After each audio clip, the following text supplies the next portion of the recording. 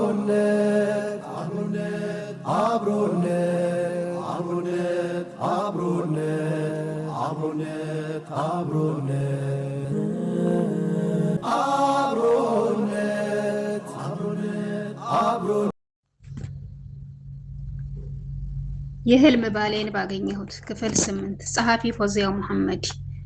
አሰላሙ አለይኩም ወራህመቱላሂ ወበረካቱ። ውድና የተከበራችሁ ውድ ቻናሌ ቤተሰቦች በሀገርም በውጭም ያላችሁ ሰላማችሁ ብዝት ትርፍርፍ ይበርልኝ እያልኩኝ ለቻናሉ አዲስ የሆናችሁ ላይክ፣ ሰብስክራይብ እያረጋችሁ ቤተሰብ ይሁኑ። እንግዲህ ዛሬ ክፍል 8ን ይዤ ቀርቤያለሁ። የህልም ባሌ የተሰኘውን ታሪክ በ15 ቀን ውስጥ ሊያገባ እንደሆነ ነገራት። ሀዩ እንደዚህ አዝና እና ተስፋ ቆርጣ አይቻት አላውቅም። አለቀሰች። መሄድ አለብኝ አለች። እኔና ነቢ አይናችን ፈጠጠ። ንግግሯ ድንገታዊ ሆኖ አስደንግጦናል። የት አለችኝ።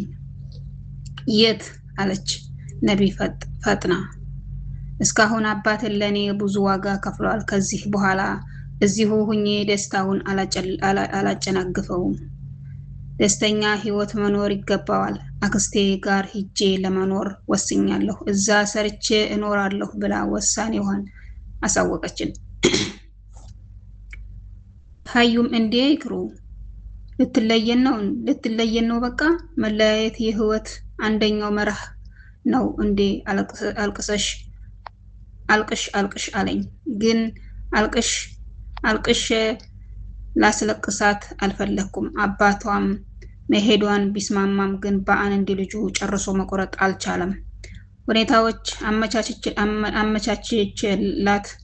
በየወሩ 3000 ብር እልክልሻለሁ።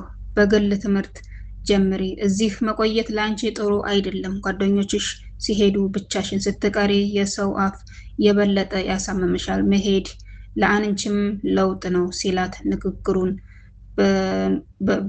ብርታት ሆናት። አሁን አባቴን እክሳለሁ፣ ጠንክሬ እየሰራሁ እማራለሁ ብላ አመነች። ሀዩ ከአክስቷ ጋር ሄደች እና እኔና ነቢ ብቻ ቀርተናል። የዩኒቨርሲቲ አንድ ላይ እንዲደርሰን በዱዓ በረታን። ግን የአላህ ፍቃድ አላገናኘንምና ነቢያት አዲስ አበባ ዩኒቨርሲቲ ደረሳት። እኔ ደግሞ አርባ ምንጭ ዩኒቨርሲቲ ደረሰኝ። ኢክሩ ዱዓዋ ተቀባይነት አግኝቶ እዛው ወሎ ዩኒቨርሲቲ ደሴ ከተማ ደረሳት። ኢክሩ ከመማር ይልቅ ባሏን መንከባከብ መርጣ ነበር። ግን አንዋር መማር አለብሽ የሚል አቋም ስላለው ለመማር ተገደደች። ግን ሶስታችንም ቢዝነስ ኢንድ ኢኮኖሚክስ ውስጥ ነን። ከነቢ ጋር አንድ ላይ መሆን ስናስብ የባሰስ አለ አገርህን የባሰ አለ አገርህን አትልቀቅ ሆነና ነገሩ በፍጨት እንኳን እንዳንስማማ አድርጎ አራራቀን። መሪር ሐዘን። ሀያትና ነቢያት ድጋሚ የህይወት አዙሪት አገናኛቸው። አሁን የዩኒቨርሲቲ መግቢያ ቀን እየተጠባበቅን ነው። ሀዩ እንደሄደች ብዙም ሳትቆይ ጫማ ቤት ስራ እንደጀመረች ነገረችን። አዲስ አበባ ዩኒቨርሲቲ ጥቅምት 9 እስከ 10 እንዲገቡ ተነገረ። አርባ ምንጭ አስከትሎ ከ12 እስከ 13 ግቡ ተባለ። አቤት የህይወት ምሬቷ! ከሚወዱት ሰው መለየት እንዴት ያንገሸግሻል! ነቢን ከሸኘሁ ከ3 ቀን በኋላ እኔም ጉዞ ወደ አርባ ምንጭ ጀመርኩ። ሁሉም ነገር አስጠልቶኛል። ከጓደኞቼ ከቤተሰቦቼ ተለይቼ ህይወትን ለብቻዬ ልኖር ተገደድኩ። ከዚህ በኋላ ማንም ላልላመድ ለራሴ ደጋግሜ ቃል ገባሁ። ግቢ እንደገባን ሰውን ማሳቀቅ ስልጣኔ የሰጣቸው ህንፃ ላይ ተንጠልጥለው የሚገባውን ተማሪ በጠቅላላ ፍሬው ጦጣ እያሉ ይጮሃሉ። እንኳን ሊያሸማቀቁኝ ይቅርና ምናለ ፊት ለፊቴ ሆና ባጋጨኋት ብዬ ተመኘሁ። ግቢ ብንገባም ትምህርት ቶሎ አልተጀመረም።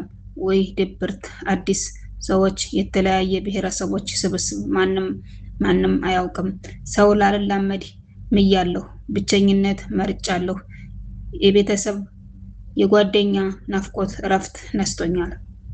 ለካ ከሀገር ሲወጣ የማይናፍቅ ነገር ሀገር ሰፈር ሳይቀር ናፈቀኝ። ቤተሰብ ሲደውልልኝ እንባዬ ይቀድማል። በዚህም ምክንያት እንዲያተባባ ብለው ብዙ መደወል ትተዋል። እና ሀዩ ጋር ሁሌ እንገናኛለን። ሁሌም ስንገናኝ ግን አለቅሳለሁ። ኢክሩ ከባሏ ጋር ደስተኛ ነች። ሀዩና ነቢ አንድ ላይ ናቸው።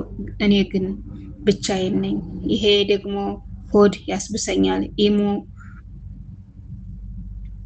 ሞትም አለኮ ዳግም ተመልሶ ተገናኝተን የማንችልበት እኛኮ በአካል እንጂ የተለየ ነው።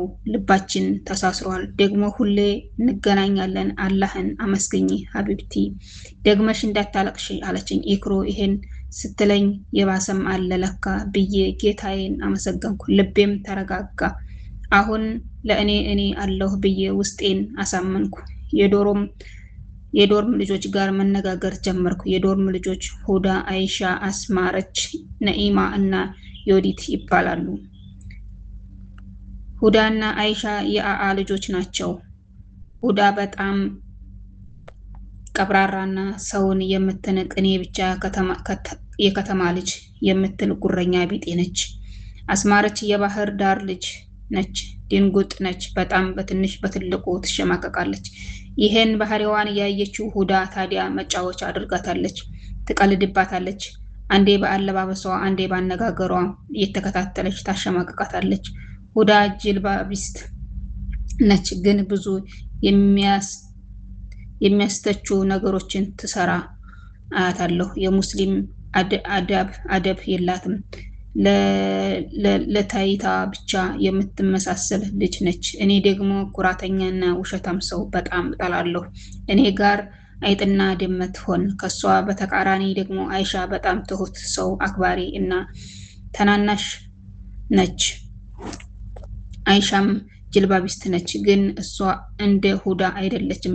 የመልካም ስነ ምግባር ባለቤት ነች።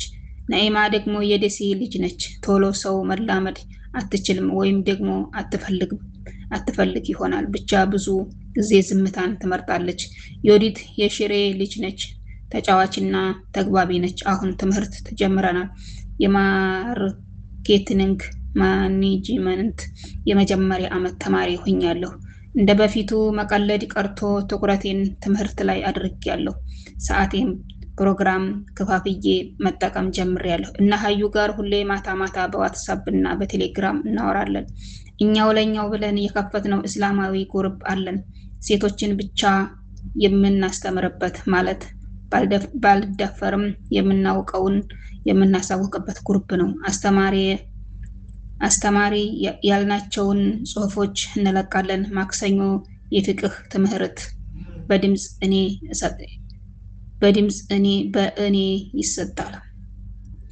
ወዲና የተከበራችሁ ወደ ቻናሌ ቤተሰቦች ክፍል 8 ይሄንን ይመስላል። ክፍል 9 እስከሚለቀቅ እስከዛው ድረስ ላይክ፣ ሼር፣ ሰብስክራይብ በማድረግ ቤተሰብ እየሆናችሁ ሁላችሁም በያላችሁበት ሰላማችሁ ይብዛ እያልኩኝ በዚሁ ሰነባበታለሁ። መልካም ጊዜ ለሁላችሁ።